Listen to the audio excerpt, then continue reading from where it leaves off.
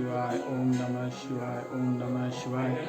आज शिव महापुराण का 8वां दिन और अब हम आपको शिव महापुराण की कथा सुनाएंगे। जय भोलेनाथ।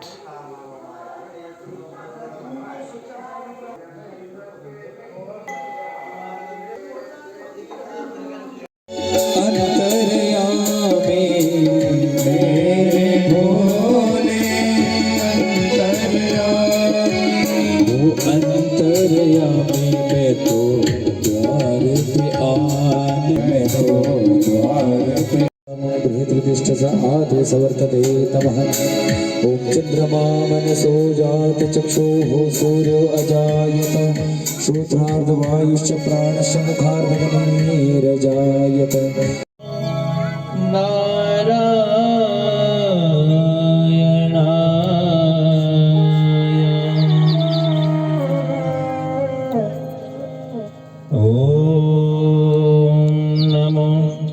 भगवते वासुदेवाय।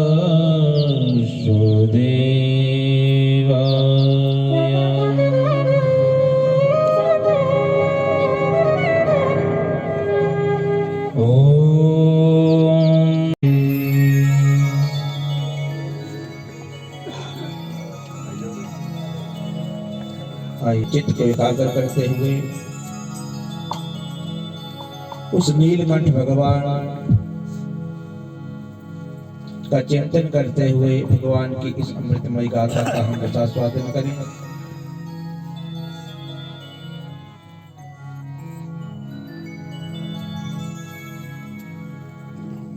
भगवान की इस अमृतमयी गाथा का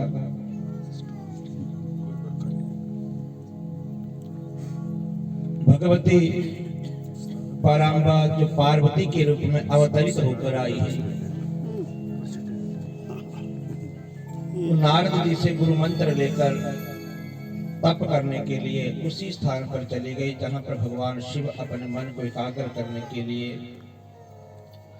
आए हुए थे और जहां पर भगवान शंकर ने कामदेव जी को अपने तृतीय नेत्र की ज्वाला से भस्म कर दिया।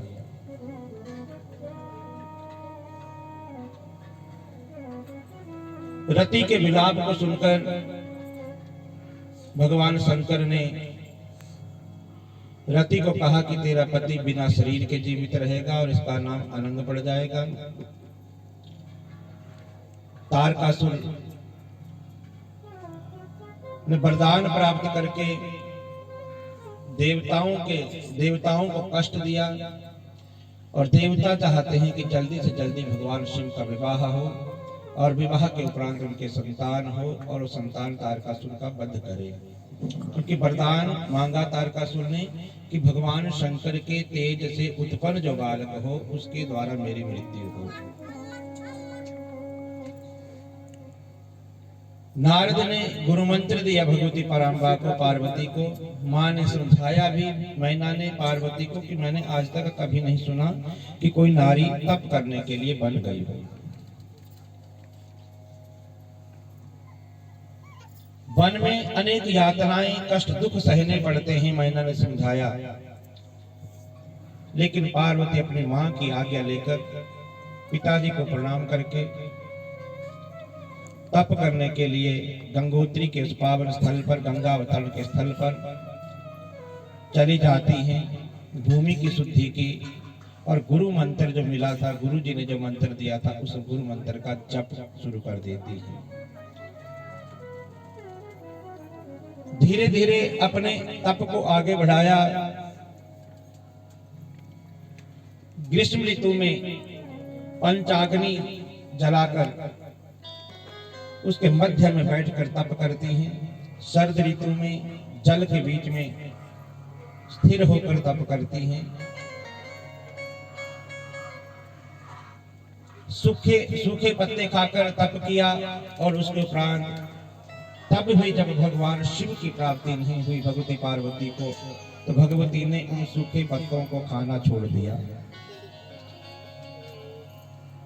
और जब भगवती ने सूखे पत्तों को खाना छोड़ा तो भगवती का एक नाम पड़ गया, अपर्णा। ततः पर्णानि अपि शिवा निरस्य हिमवत सुता निराहार अभवत देवी तपश्चर तरंगा। जब पत्तों को खाना छोड़ा भगवती ने तो भगवती का नाम अपर्णा पड़ गया। कठिन तप कर रहे हैं, इंतजार में, भगवान शिव के इंतजार में, भगवान शिव को पति रूप में पाने के लिए कठिन तप भगवती का चला हुआ है। उसके उपरांत देवता भगवान शिव के पास जाते हैं।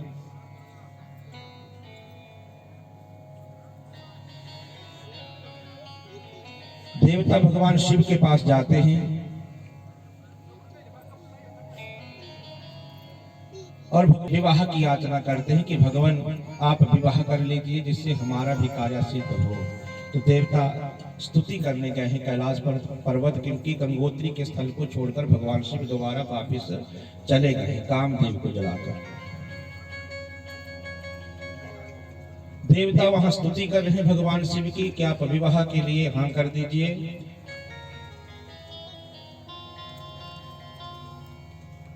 कई प्रकार के तर्क भगवान शिव देते हैं देवताओं को।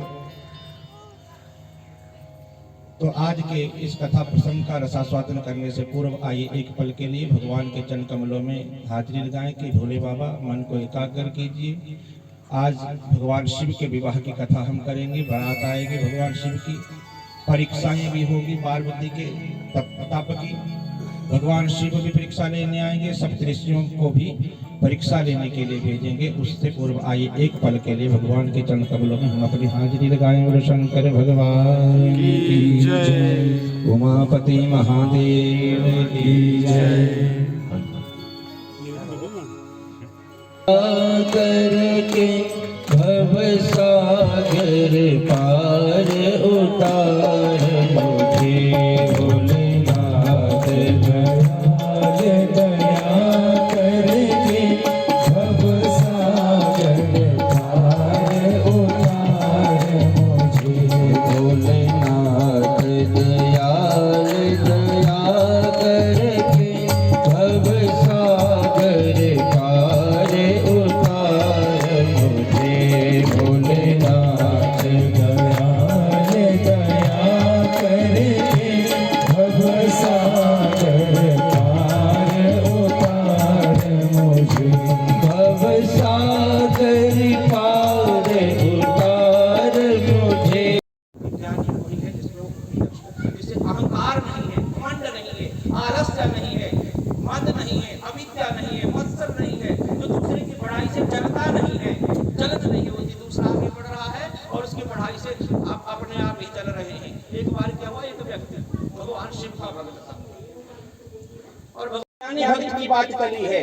ज्ञानी भक्त कौन है भगवान का? जो दूसरे की बढ़ाई से जले ना, दूसरे की उन्नति से जिसे दुख ना होता, खुशी बनाता हो दूसरे की उन्नति में भी। अहंकार नहीं है जिसके मन में, किसी भी चीज का घमंड नहीं है, जो मिला है उसमें संतुष्ट रहने वाला है, ऐसा जो व्यक्ति है। 19 प्रकार के लक्षण ज्ञानी के बताए गए हैं और जो ज्ञानी भक्त है वो ज्ञानी भक्त भगवान को साम्य प्रिया, न हृष्टि न देष्टि न कांक्षति, जिसके मन में ना कोई इच्छा है ना कोई द्वेष है किसी भी चीज का, जो सुखे दुखे समय कृत्वा लाभालाभो जया जय, जो सुख में भी वैसा ही है, दुख में भी वैसा ही है, अच्छे समय में भी वैसा ही है, बुरे समय में भी वैसा ही है, शोक में भी वैसा, हर्ष में भी वैसा, खुशी में भी वैसा, गम में भी वैसा, जो हर परिस्थिति में एक जैसा रहता है, ऐसा ज्ञानी भक्त भगवान कहते हैं मुझे सबसे ज्यादा प्रिय है शंकर भगवान की जय, वो मुझे सबसे ज्यादा प्रिय है। उधर वृत्रासुर खड़ा हुआ है इंद्र के सामने और इंद्र ने अपना वज्र लिया हुआ है उस वृत्रासुर को मारने के लिए। वृत्रासुर कहता है एक पल के लिए मेरे प्रभु को याद करने दे, ये भगवान मैं तड़फता रहूं, उन बिना पंखों के पक्षियों की तरह मेरे मन में तड़प बनी रहे। आपका ज्ञानी भक्त तो मैं नहीं बन सकता और अर्थार्थी अर्थ की तो मुझे जरूरत ही नहीं है, जिज्ञासु जिज्ञासा भी नहीं है, लेकिन क्या चाहिए मुझे अपना आर्त भक्त बना दीजिए। मैं आपके लिए तड़पता रहूं, आंसू बहाता रहूं, रोता रहूं। किसके लिए आंसू आंख में आए? सिर्फ आपके लिए। आप कभी मिले नहीं। जैसे गोपियां, गोकुल का और मथुरा का पता है आपको 20-25 मिनट का रास्ता, लेकिन गोपियां कभी भगवान से मिलने नहीं गई, वहीं गोकुल में रहकर रोती रही, आंसू बहाती रही, मिलने नहीं गई, क्योंकि उनको पता था कि मिलने चली गई तो ये सारे जो हमारी ये तड़प है भगवान को पाने पाने की तड़प ही खत्म हो जाएगी, और ये तड़प खत्म नहीं होनी चाहिए। और जो वृत्रासुर है वो भी यही मांग रहा है कि मन में तड़प बनी रहे, तड़पता रहूं मैं आपके लिए। और वृत्रासुर भगवान को याद करते हुए कह रहा है, क्या कह रहा है वृत्रासुर? आइए मेरे साथ, शंकर भगवान की जय।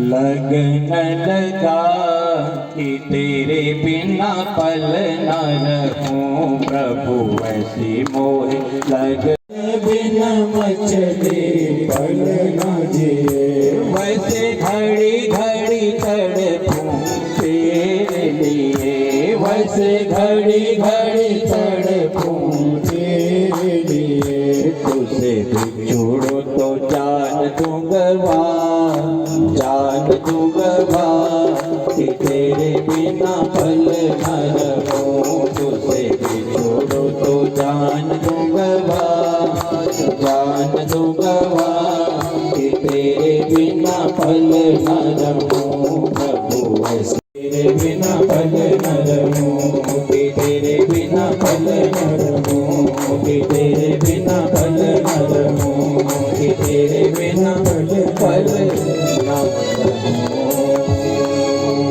शंकर भगवान की। तड़पता है वृत्रासुर, भगवान को याद कर रहा है वृत्रासुर। और उतनी थी वशिष्ठ जी, मैना और हिमालय को, कि पद्मा ने धर्म को शाप दे दिया था क्षय होने का, और जो धर्म है पद्मा के शाप के कारण उसे क्षय रोग लग गया था। धीरे धीरे क्षय हुआ। सतयुग में धर्म 4 चरणों के, त्रेता युग में 1 चरण का क्षय हो गया, 3 चरण धर्म के रह गए, द्वापर में 2 चरण धर्म के शेष रहे, और कलयुग में धर्म का 1 चरण शेष रह गया है, 1 चरण शेष बचा धर्म का। पद्मा वापिस गई, घर पहुंची, कुटिया में पहुंची, और कुटिया में जाकर क्या देखा? जो बूढ़े ऋषि थे, पिपलाद मुनि थे, पिपलाद मुनि युवा हो गए हैं, युवावस्था को प्राप्त हो गए, धर्म की कृपा से युवा हो गए हैं। और जो पिपलाद मुनि है पद्मा को कहते हैं कि पद्मा तेरे पतिव्रता धर्म के कारण आज मेरा बुढ़ापा चला गया। मैंने कल भी आपको कहा था, पतिव्रता धर्म की में बड़ी भारी ताकत है, सामर्थ्य है। और आज अगर विदाई हो गई, भोले बाबा पार्वती के साथ विवाह करके अगर विदा हो गए, तो आपको सुंदर सुंदर कथा पतिव्रता धर्म के नियम बताएंगे। जो शिक्षा दी थी भगवती पार्वती को शिक्षा की जरूरत नहीं थी। वो शिक्षा की जरूरत कैसे किसे थी? हमारे लिए माध्यम बनी भगवती पार्वती, और माध्यम बनकर भगवती पार्वती ने वो सारी शिक्षाएं हमारे लिए ही दी हैं। शंकर भगवान की जय। ब्राह्मण पत्नी ने शिक्षा दी, अनुसुईया जो पतिव्रता नारियों में जो सर्वश्रेष्ठ दर्जे की जो नारी थी, अनुसुईया ने भगवती पार्वती को विदाई के समय जैसे हम शुभ शिक्षा सुनाते हैं, वैसे शुभ शिक्षा सुनाई थी, पतिव्रता धर्म की शिक्षा दी थी। अगर आज विदाई हो गई, भोले बाबा ससुराल से चल पड़े तो ठीक है, नहीं चल पड़े तो कल सुनाएंगे फिर शंकर भगवान विदाई। अगर भोले बाबा पता नहीं रुक भी जाएंगे, यहाँ महल बने हैं हिमालय के घर, यहीं 1-2 दिन रुक लेते, 2-4 दिन रुक लेते ससुराल में। लेकिन शास्त्रों में कहा है कि ससुरस्य गृहं स्वर्ग तुल्यम नराणाम, ससुराल जमाई के लिए कैसा होता है? स्वर्ग तुल्यम। कैसा? स्वर्ग तुल्य, स्वर्ग की तरह होता है ससुराल, स्वर्ग के समान होता है। लेकिन कब तक? बस्ती व 5-6 दिवस, अगर 5-6 दिन तक रहते हैं, और उसके बाद बिडाल समाह, उसके बाद बिल्ले की तरह बैठना पड़ता है शंकर भगवान। और 5 दिन पुराने तो 2-4 दिन होते, जमाई राजा 5-6 दिवस कब तक रुकना चाहिए? 5 या 6 दिन ससुराल में, और ज्यादा ही पड़े रहे, महीना 2 महीने 4 महीने, तो कब तक देखेंगे वो भी। फिर वो भी क्या करेंगे? सोचेंगे कि कब जाता है यहाँ से शंकर भगवान। भगवान शंकर नाम के राजा ने भी अपनी पुत्री को दे दिया था एक बूढ़े ऋषि को, और उस बूढ़े ऋषि को देने के उपरांत भी उस पद्मा के पतिव्रता धर्म के कारण, पातिव्रत्य के कारण वो ऋषि पुनः युवा हो गए थे, और अपना कुल भी बच गया। और क्या हुआ? जो पुत्री थी, पुत्री को अच्छा घर भी मिल गया। तो इसलिए है हिमालय, अपने कुल को बचाने के लिए, कुल की रक्षा करने के लिए आप अपनी पुत्री पार्वती का विवाह किसके साथ कर दीजिए? भगवान शिव के साथ कर लीजिए। मैना को समझाया, मैना समझ जा, अरे भोले बाबा कोई साधारण नहीं है, आप शिव तत्व को जानती नहीं है। अरे भगवान शिव के समान तो कोई दूसरा सुंदर नहीं है। और भगवान शिव जब सुंदर रूप धारण कर लेते तो विष्णु की सुंदरता भी उनके आगे फीकी पड़ जाती है। तो सबसे सुंदर हैं, गोरे रंग के हैं प्रभु शिव, और वही तो सारे संसार के कर्ता भरता हरता हैं, वही सारी सृष्टि का संचालन कर रहे हैं। अरे मैना, जो भगवान भूत भावन है, अपने आप तो पर्वत में रहते हैं, लेकिन हे मैना, उनका कोई नाम तक ले ले तो उसको, उसके लिए तुम महल खड़े कर देते, महल बना देते उसके लिए, अपने भक्तों के लिए, अपने आप के लिए नहीं बनाया, लेकिन जो से मुझसे मांग लेता है उनके लिए तो महलों का प्रबंध कर देते हैं मेरे प्रभु, उनके लिए महलों का प्रबंध कर देते हैं। समझाया मैना को, और आखिरकार मैना मान गई, और मैना ने कहा अगर वो सुंदर रूप धारण करके आएंगे शादी करने के लिए तो मैं अपनी पुत्री का विवाह शिव के साथ कर दूंगी, लेकिन एक शर्त रहेगी। मेरे सप्तऋषियों को कहा, क्या शर्त रहेगी? सप्तऋषियों ने पूछा, अरे मेरी शर्त ऐसी रहेगी कि जब वो बारात वहां पर आएगी तो सबसे पहले जमाता को, जमाई को देखने के लिए मैं ही जाऊंगी, शंकर भगवान की जय। तो मैं अपने जमाई राजा को देखने जाऊंगी, और कहीं मेरा मन उस समय पलट गया तो शादी उस समय भी रुक जाएगी, और बारातियों को और दूल्हे को बिना दुल्हन के यहाँ से वापस जाना पड़ेगा। अगर मेरा मन पलट गया तो मैं दूल्हे को दोबारा देखूंगी उस समय की कैसा बनकर आया है, देखूंगी। सप्तऋषि ने कहा चलो अच्छी बात है, सबसे पहले आप दूल्हे को देखने आना। और आई भी थी पार्वती, मैना आई थी देखने के लिए, सबसे पहले आई थी देखने के लिए, और बाद में क्या हुआ बाद में ही सुनना शंकर भगवान जब देखने आई थी। तैयार हो गई मैना, तैयार हो गई, हिमालय तैयार हो गए, विवाह की तैयारियां लग गई। भगवान शंकर ने देवताओं को निमंत्रण भेजे, सबको हिमालय बुला लिया, अपने पर्वत पर, कैलाश पर्वत पर निमंत्रण दे दिया, बारात में करने के लिए सबको कह दिया। भगवान शिव ने जाने के लिए कहा, निमंत्रण दिए गए, और लगन पत्रिका लिखी गई, लगन शोधा गया, शुभ मुहूर्त का शोधन किया गया। भगवान दूसरा जन्म, विवाह नाम का जो संस्कार है क्या है, दूसरा जन्म कहा गया है, नई गृहस्थ, नया जीवन का आरंभ कहा गया, तो उसे अच्छे मुहूर्त में करना चाहिए। और अच्छे मुहूर्त में अगर होगा, शुभ लगन में होगा, तो वो क्या होगा, गृहस्थ लंबी चलेगी और पति पत्नी में प्रेम बना रहेगा। शंकर भगवान दाम्पत्यार्थम उमाम सतीम, दाम्पत्य सुख की प्राप्ति के लिए भगवती उमा की पूजा करनी चाहिए। और एक बात मैं आपको बता दूं, घर में माताओं को, बहनों को, विशेषकर माता रानी की पूजा तो करनी ही चाहिए शंकर भगवान सुख समृद्धि के लिए, क्योंकि रसोई घर में भगवती परंपरा रहती है अन्नपूर्णा के रूप में। रसोई घर में अन्नपूर्णा की पूजा कीजिए कि माँ मेरे घर के रसोई घर के भंडार कभी खाली ना हो, कोई भी आ जाए सुख के लिए। पति और पत्नी के अनबन को दूर करने के लिए घर में किसकी पूजा करनी चाहिए, भगवती की, उमा की पूजा। दाम पहले एक दिन कहा था, लेकिन बड़ी खटपट को दूर करने के लिए घर में भगवती की पूजा परमावश्यक है, जरूरी है। भगवती सीता का नाम सुना होगा आपने, भगवती सीता ने भी विवाह से पहले किसकी पूजा की थी, भगवती गौरी की पूजा की थी कि मुझे अच्छा घर मिले, घर भर मिले, और अच्छा घर भर मिलने के उपरांत मेरा जो गृहस्थ जीवन है वो सुखी रहे, कभी हम दोनों में खटपट ना हो, कभी विवाद ना हो। दोनों स्वयंवर भी नहीं हुआ था, स्वयंवर से पहले ही जब राम के दर्शन बगीचे में, बाग में किए थे, उद्यान में दर्शन किए थे, तो भगवती की पूजा करने गई कि मैं जो मुझे बगीचे में मिला है माँ, मुझे वही वर के रूप में चाहिए, और मैं चाहता है तो छोटा कोमल, लेकिन मैं चाहती हूँ कि वही उस धनुष को उठाए जो मैंने 5 वर्ष की आयु में अपने बाएं हाथ से जिस धनुष को उठा लिया था, मैं चाहती हूँ कि वही उस धनुष को उठाए और वही मुझे पति रूप में मिले। भगवती हे माँ, मैं मन से उसको चाहती हूँ और मेरी मनोकामना को पूरी कीजिए। और भगवती ने आशीर्वाद दे दिया था। किसको आशीर्वाद दिया था? भगवती सीता को कहा था कि हे सीता, जो तेरे मन में तुझे वो मिल जाएगा। शंकर भगवान की जय। मन जाहि राचे मिली सोवर, सहज सुंदर सांवरो, मन जाहि राचे मिली सोवर, सहज सुंदर सांवरो, करुणा निधान सुजान से उसमें हो जानत रावरो, करुणा निधान सुजान से।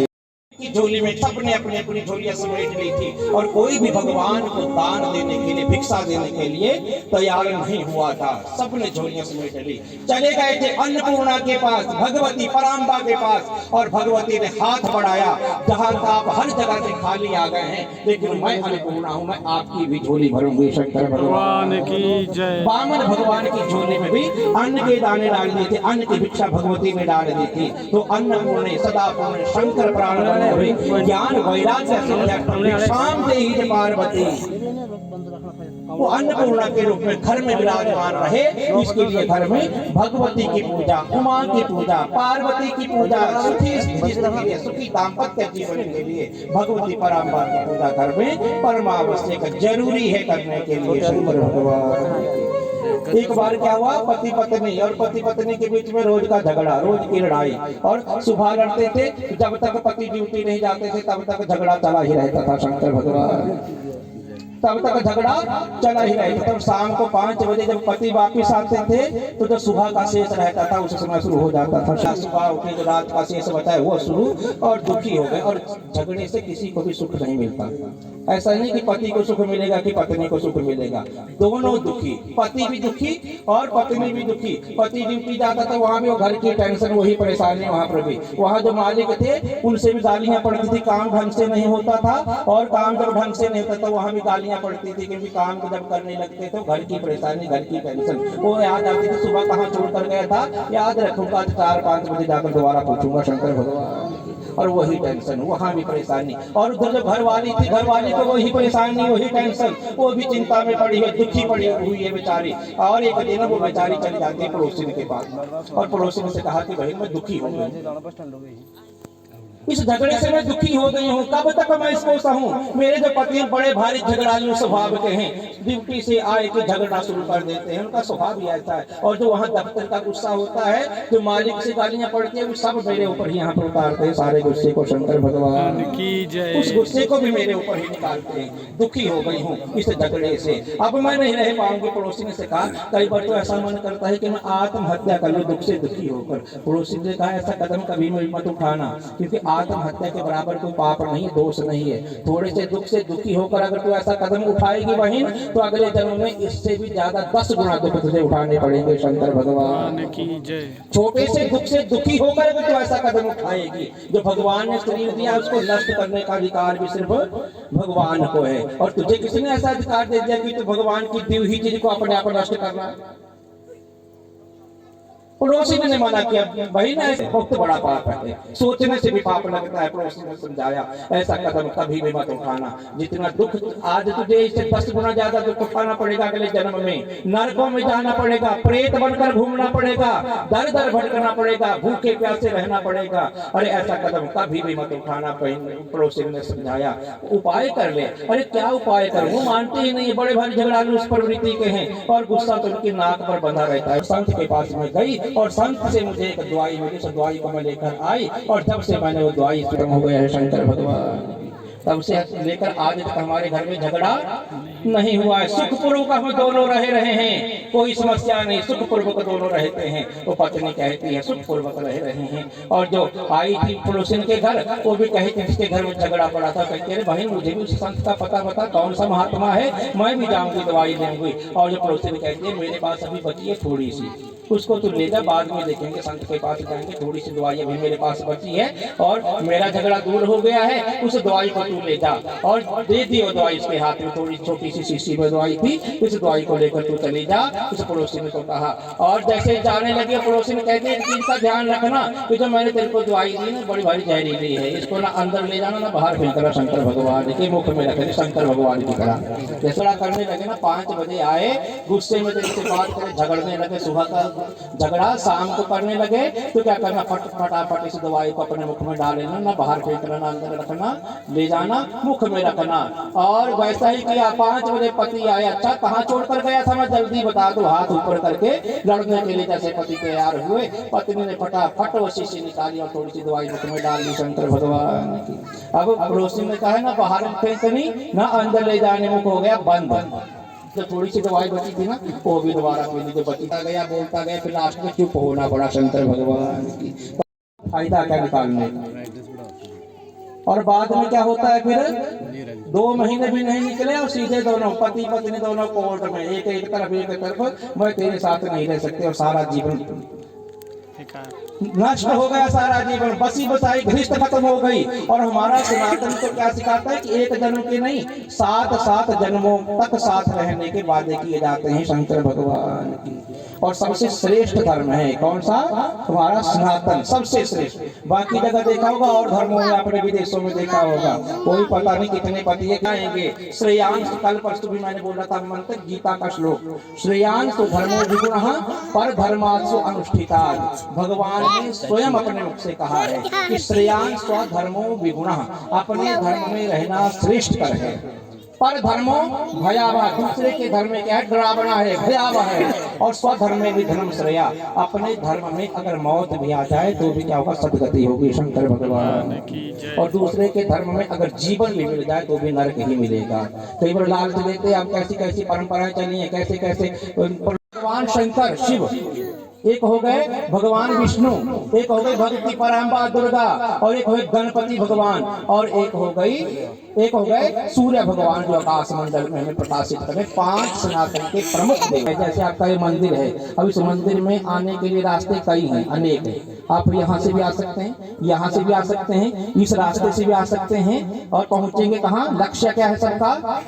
मंदिर। लक्ष्य एक है, लेकिन क्या है? मार्ग अनेक है, मार्ग अनेक है, रास्ते अनेक है, लक्ष्य एक है। तो ऐसे ही भगवान है, मार्ग अलग अलग है। भगवती अच्छी लगे तो भगवती को अपना इष्ट बना लो, गणपति अच्छे लग रहे हैं तो उनको बना लो, सूर्य भगवान अच्छे लग रहे हैं तो उनको बना लो, विष्णु शिव लग रहे हैं तो उनको बना लो। लेकिन पहुंचे के वास्तव में क्या है? एक ही जगह। लक्ष्य क्या है? एक ही है, लक्ष्य एक और रास्ते अनेक। श्री में चले जाना ये गलती भी। धर्म श्रेय, अपने धर्म में तो मरना भी श्रेष्ठकर है, दूसरे के धर्म में जाने की अपेक्षा अपने के धर्म में मरना भी श्रेष्ठ है। वहां चाहे जीवन क्यों ना मिल जाए।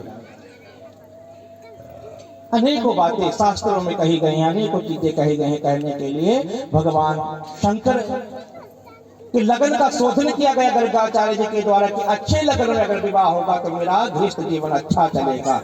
अच्छे गृहस्थ जीवन के लिए लगन का शोधन गर्गाचार्य जी के द्वारा किया गया, मुहूर्त निकाला गया। उसके उपरांत निमंत्रण भेजे गए, देवताओं को बुलाया गया, शादी में सबको निमंत्रण भेजा, और जिस जिसको भगवान शंकर ने निमंत्रण दिया वो सब भगवान शंकर की शादी में आए, पहुंचे। वहां पर कैलाश में आकर आइए एक पल के लिए भगवान का नाम फिर आगे की कथा। जयकार लगाएंगे दोनों हाथ ऊपर करके, बोलो शंकर भगवान की जय, उमापति महादेव की जय।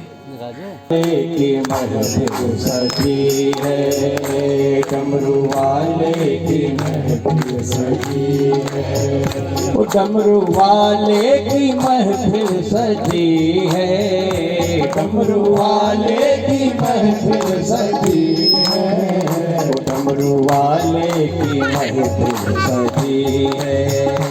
सही हो रहा है मुझको महसूस ये हो रहा है, मुझको महसूस ये हो रहा है।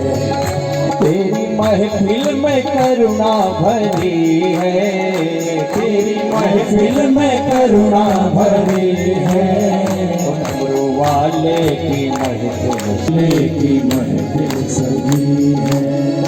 भोले बाबा की भोले बाबा की महफिल सजी है, शंभू बाबा की महफिल सजी है, शंभू बाबा पहुंच जाते हैं कैलाश। भगवान शंकर का श्रृंगार शुरू कर देते हैं, दूल्हे को सजाना शुरू कर दिया गया, और सजाने के लिए भगवान शंकर के जो कर्ण थे वो सजाने के लिए तैयार हो गए। भोले बाबा दूल्हे को सजाने, देवताओं की जो स्त्रियां थी वो भी भगवान शंकर के विवाह में आई थी, सजाना शुरू किया। तो भगवान शंकर के कर्ण थे, भगवान को सजाना शुरू किया, शशि ललाट, और सजाने लगे। और जैसे सजाने लगे एक गण था, वो गण कहता है कि अरे तुझे सजाना आता है, दूल्हे को देखा है तूने कभी? नहीं। वो कहता है कि मैंने कभी नहीं देखा, क्योंकि जहाँ पर भी विवाह होते हैं, विवाह में भूतों को कहाँ बुलाया जाता है? शंकर भगवान। अरे मैं तो आज तक कहीं शादी में गया ही नहीं। अरे क्यों नहीं गया? अरे जो पंडित जी बैठे होते हैं ना वहाँ शादी में, वो पहले ही सबसे पहले क्या करते हैं कि जितने भी यहाँ भूत प्रेत के साथ है वो सब यहाँ से भाग जाएं। जहाँ भी पूजा पाठ होता है सबसे पहले क्या करते हैं, यजमान के हाथ में अपने सुबह पूजा की स्थापन देते हैं हाथ में, कि जितने भी यहाँ पर क्या है भूत प्रेत के साथ है सब यहाँ से चले जाए और देवता हमारे घर में देवताओं का आगमन हो जाए और भूत प्रेत पिशाच भाग जाएं। और भगवान शंकर का वर्ण कहते हैं, एक बार गया था लेकिन जैसे ही गया वहां से मुझे भगा दिया गया, पहले ही भगा दिया गया शादी से, और दूल्हे को सजते हुए मैंने नहीं देखा, शादी देखी ही नहीं आज तक। चलो कोशिश करते हैं सजाने की, सजाते हैं भोले बाबा को, और सजाने लग गए भोले बाबा को। और जो जटाएं थी भगवान शंकर की, जटाओं का ही मुकुट बनाया गया, सजाने लग गए भगवान को। और जो चंदा था, चंदा को माथे पर मुकुट के ऊपर सजाया गया, रखा गया, लगाया गया चंद्रमा को। द्वितीय का जो चंद्रमा था, शिव ही शंभु कर करे श्रृंगारा, श्रृंगार करना शुरू कर दिया भूत भावन भगवान का। जटा मुकुट कही मौर संवारा, जो जटाएं थी उनका मुकुट बनाया गया भगवान शंकर। और कुंडल कंकन पहने भी आ रहा, और जो कंगन थे, कंगन भी बनाए गए। किसके बनाए गए? सांपों को ही कंगन की तरह, सोने के कंगनों की तरह लपेटा गया, कंगनों की तरह लपेटा गया। और पहले कंगन भी उनके बनाए गए, और जो कुंडल थे कानों में भी। और एक कण कहते हैं भोले बाबा को लगाए क्या, क्योंकि दूल्हा तो क्या लगाता है, पाउडर क्रीम लगाकर तैयार होता है। वो आते हैं कौन? ब्यूटी पार्लर वाले। और जो 10-20 रुपए अनुकूल रहकर करना चाहिए, जो पति को अच्छा लगे, पति में जिसकी सहमति है। श्रृंगार करे, सजे किसके लिए? सिर्फ पति के लिए। पति। सुहाग का प्रतीक रंग कौन सा है? लाल रंग। मैच नहीं मिलाना चाहिए कि हरा सूट तो हरी बिंदी, पीला सूट तो पीली बिंदी, क्योंकि उन मैच को मिलाते मिलाते कहीं पति का मैच ना बिगड़ जाए। तो मांग भरी जाती है सिंदूर से, लाल रंग से ही भरी जाती है, ना कि पीला सिंदूर लगा दिया, बुरा नहीं लगेगा। शादी में चुन्नी उठाई जाती है, विवाह के समय कैसी उठाते हैं? लाल रंग। लाल। ऐसे थोड़ी कि काली चुन्नी, इसको कन्या को काली चुन्नी उड़ा दो, वो अच्छी लगेगी?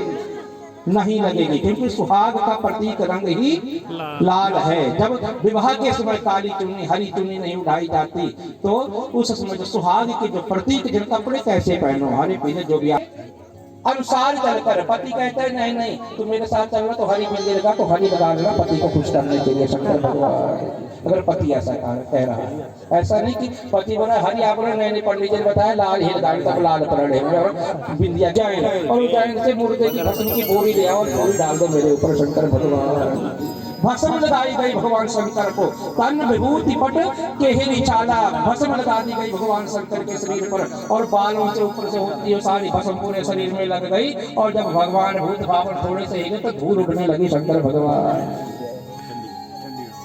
शशि ललाट सुंदर से गंगा, और जो गंगा थी, गंगा भी लहराने लग गई। कहाँ पर? जटाओं में लहराने लग गई। उतनी देर को कहता है भोले बाबा गंगा को तो उतार दो यहाँ पर। कहीं ये गंगा देखी पार्वती ने पहले ही एक नारी को अपने सिर पर रखा हो, तो दूसरी नारी को कहाँ सहन करेगा शंकर भगवान, जिसके सिर पर पहले ही एक स्त्री बैठी है। और इतना मान सम्मान किसी को दिया है, उस स्त्री को सिर पर बैठा कर रखा है, सिर पर चढ़ा कर रखा है किसी स्त्री को। और सिर पर किसको चढ़ाया जाता है? बोलते हैं किसने अपने बच्चे को सिर चढ़ा रखा है। क्यों कहते हैं? किसने बिगाड़ दिया है सिर। विष्णु के चरणों का अमृत है, चरणों का जल है, और तभी से ये परंपरा बनी। जब भी हम चरणामृत लेते तो क्या करते हैं? चरणामृत पीते हैं, और सिर के मान सम्मान देने के लिए, उसे इज्जत देने के लिए। भगवान शंकर ने भी भगवान के उस चरणामृत को कहाँ स्थान दिया? अपने सिर के ऊपर स्थान दिया, जटाओं में स्थान दिया चरणामृत को। चरणामृत अकाल मृत्यु हरणम सर्वव्याधि विनाशनम, विष्णु चरणोदकम पीत्वा पुनर्जन्म विद्यते।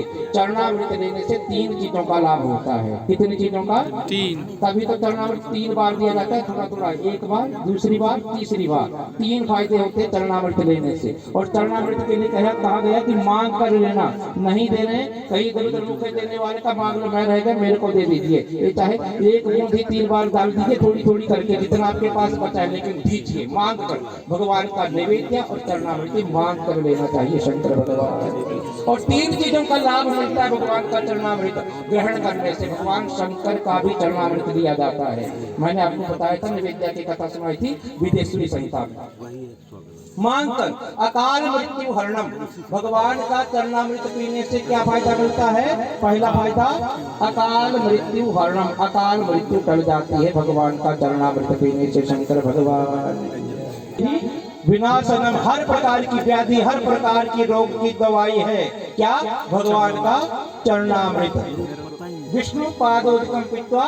और तीसरा फायदा क्या है, पुनर्जन्म न विद्यते, भगवान का चरणामृत प्राप्त करके पीकर क्या होता, दोबारा जन्म नहीं लेना पड़ता, जन्म मरण के बंधन से मुक्त हो जाते। तो मांग कर लीजिए, हाथ बढ़ा कर लीजिए, मैं रह गया, मुझे चरणामृत दीजिए भगवान का। और भगवान का चरणामृत तीन फायदे देता है, तीन लाभ देता है। और उसी चरणामृत को भगवान शिव ने कहाँ धारण किया है, जटाओं में, शीश पर स्थान दिया है गंगा जी को। भगवान शंकर का एक गण कहते हैं चरणामृत गंगा जी।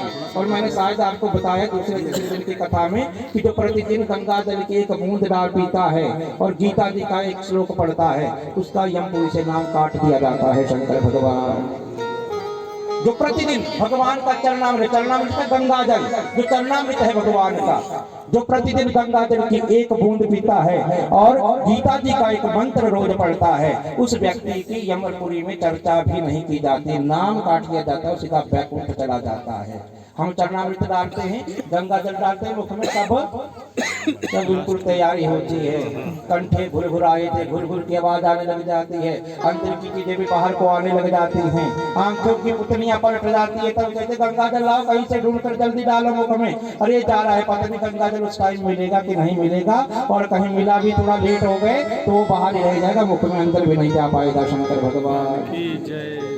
तो प्रतिदिन का नियम जीवन का ले लो। और गंगा जल लाने के लिए ज्यादा दूर तो आपको जाना नहीं पड़ता, पहले होती थी पैदल जाते थे हरिद्वार गंगा जल लाने के लिए, अब तो क्या एक बस में गए, दूसरी बस में कैनी भर कर आ गए और आराम से पीते रहे। गिलास नहीं, गण है, गण कहते भगवान इसको तो उतार दीजिए, गंगा जी को उतार दीजिए, नहीं तो पार्वती मना कर देगी शादी करने से कि एक नारी को पहले ही सिर चढ़ा रखा है और दूसरी नारी से शादी करने के लिए एक को पहले छोड़ दिया और एक सिर के ऊपर चढ़ाई है और एक को तीसरी के साथ शादी करने के लिए चला हुआ है।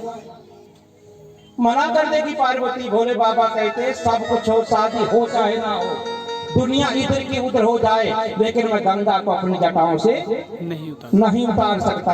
अरे ये तो मेरे भगवान का चरणामृत है, ये मेरे प्रभु का चरणामृत है, तो यही रहेगा, जटाओं में रहेगा, शादी हो चाहे ना हो तो जटाओं में ही रहेगा। भोले बाबा ने कहा, गंगा भी बैठ गई, गरुड़ कंठ उर नरसिंह माला, अशिव भेष शिव धाम कृपाला, गंगा भी जटाओं में बैठ गई। अशिव भेष, जो शिव है, शिव ने कैसा भेष धारण कर लिया, अशिव, जो अमंगलकारी लग रहा था, ऐसी वेशभूषा धारण कर ली। और गले में कोई हार नहीं डाला गया नोटों का, न 50 का न 10 का, कैसा डाला गया, गरुड़ कंठ उर नरसिंह माला, मुंडों की माला भगवान शिव ने डाली गले में। शंकर भगवान भगवान की मुंडों की माला भगवान शिव ने अपने गले में डाल ली।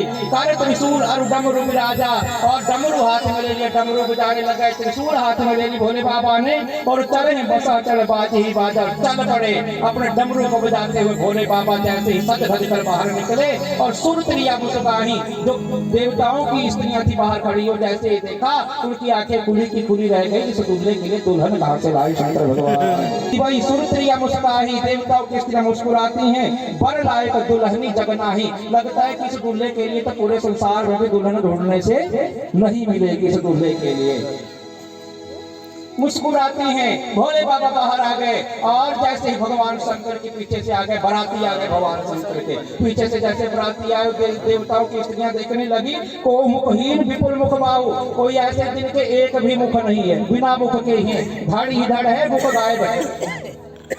और कुछ ऐसे जिनके बहुत सारे मुख है, कोई आगे को, कोई पीछे को, कोई दाएं को, कोई बाएं को, बहुत सारे मुखों वाले, कोई बिनु पद, कोई बिना पैरों के हैं, और कई बहुत से पैरों वाले हैं, कोई एक हाथ वाले, कोई 2 हाथों वाले, और कोई कई हाथों वाले। और कुछ गण तो भगवान शंकर के ऐसे हैं जिनकी वेशभूषा ही अलग है। जहाँ आंख लगानी थी वहाँ क्या लगे, कान लगे हैं, कान यहाँ की लगा कहाँ है, यहाँ पर कान, आंखों की यहाँ को चलेंगे शंकर भगवान। अनेकों प्रकार के गण भगवान, विपुल नयन को नयन विहीना, कुछ ऐसे थे जिनके एक भी आंख नहीं, और कईयों की आंखें पीछे लगी हुई हैं, और किसी की बहुत सारी आंखें यहाँ। हिमाचल नगरी, हिमाचल नगरी, हिमाचल नगरी, हिमाचल नगरी, हिमाचल नगरी, हिमाचल नगरी, हिमाचल नगरी। वो पहुंची भोले की बरतिया, हिमाचल नगरी पहुंची, भोले की बरतिया, हिमाचल, भोले की बरतिया, हिमाचल नगरी।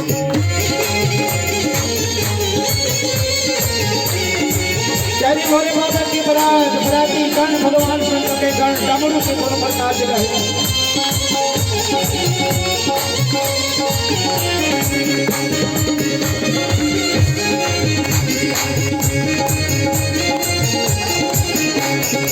आगे आगे उगत देव गण पहाड़ विच तेरा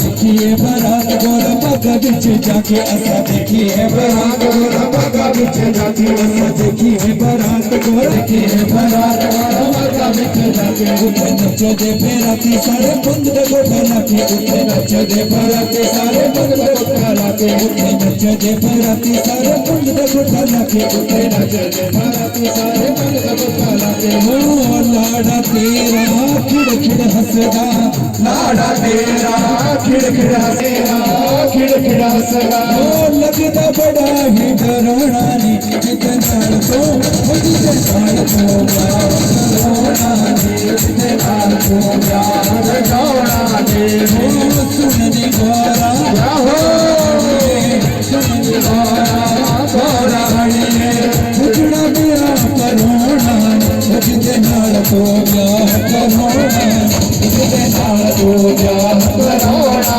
जिते नाल तो प्यार करोना करेगा हाथ जोड़ के शिव शंकर तेरी आरती महादेव तेरी आरती सारा संसार करेगा हाथ जोड़ के शिव शंकर तेरी आरती महादेव तेरी करेगा हाथ जोड़ के शिव शंकर तेरी आरती भोले तेरी आरती महादेव तेरी आरती भोले तेरी आरती सारा संसार करेगा हाथ जोड़ के अपने चरण के।